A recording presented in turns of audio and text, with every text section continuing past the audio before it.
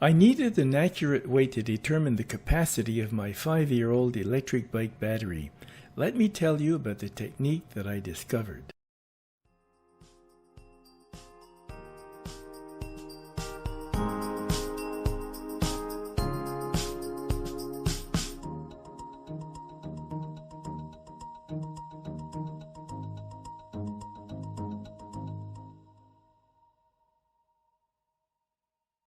I bought my Pedego City commuter in March 2015, and now its battery has 13,600 kilometers on it.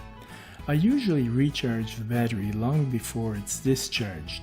Today I'm charging it for the 471st time, which means that on average there were 29 kilometers between charges.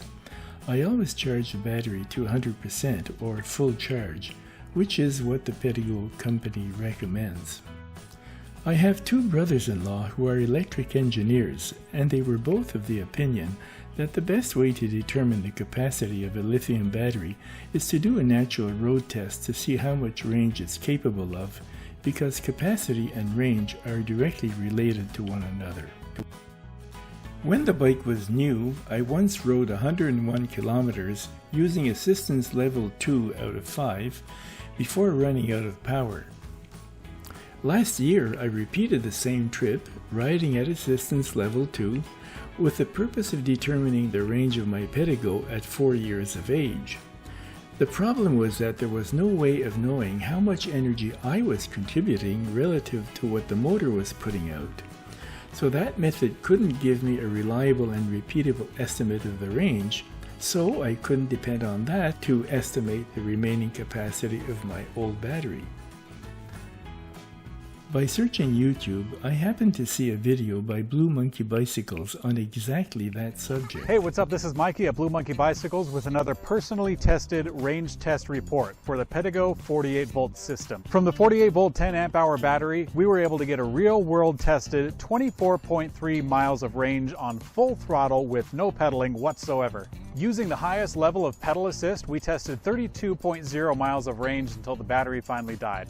If you spring for the extra 15 amp hour battery, which is drop-in compatible with all of the bikes listed, then the range goes up considerably to a tested 37.9 miles on full throttle, and with maximum pedal assist, we got 55.4 miles with a 15 amp hour battery.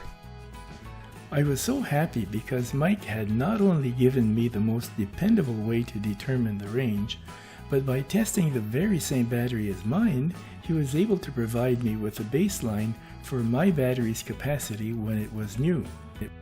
My battery is the 48-volt 15 amp hour one, so if it was new, I could expect to get 37.9 miles or 61 kilometers riding the way that Mike did. Now that it's 5 years old, how far could I expect my battery to take me at full throttle without pedaling? That's what I set out to do this morning. I put the bike on the car and took it to a reasonably flat road without too much traffic and with only a light wind. The temperature averaged 24 degrees Celsius over the less than 2-hour ride. I had my camera bag attached to the handlebars and one saddlebag on the rear rack. I assumed that Mike would have made his test in similar conditions.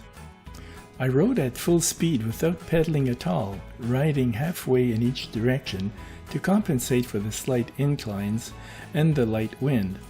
After 1 hour and 50 minutes, the bike came to a crawl and I terminated the trial. I was pleasantly surprised that I had covered 53.5 kilometers. I checked the accuracy of the odometer with Google Maps and it's exact. Let's look at what this tells me of the battery's capacity. With a car, its energy capacity is measured in liters of gasoline, whereas with an electric vehicle, electricity is expressed as watt-hours. When my city commuter was new, its battery held 720 watt-hours, and according to Blue Monkey test, I would have been able to travel 61 kilometers at full throttle and no pedaling at all on my part. A simple calculation reveals that my battery over 5 years still has 87.7% of its original capacity, which means that it still contains 631 watt-hours of energy, which is really good. Even after 5 years, my Pedego has more power than many new electric bikes on the market. Of course, the bicycle has to be equipped with a throttle for this to work. Unfortunately, that leaves out all the European-made e-bikes because there, an electric bicycle must be operated only when the pedals are turning, and if it has a throttle, it's considered a motorcycle. In conclusion, the Blue Monkey method of capacity testing is probably the most reliable and repeatable there is. If you would like to see more videos about electric bikes and bicycle trailers, visit my website www.robertberrio.com. And if you haven't already done so, subscribe to my channel by clicking on the red icon in the bottom right corner of this video. And if you would like to read exciting sailing stories or would like information about learning to sail, you'll find a wealth of information on my website. Thank you for watching and never quit cycling!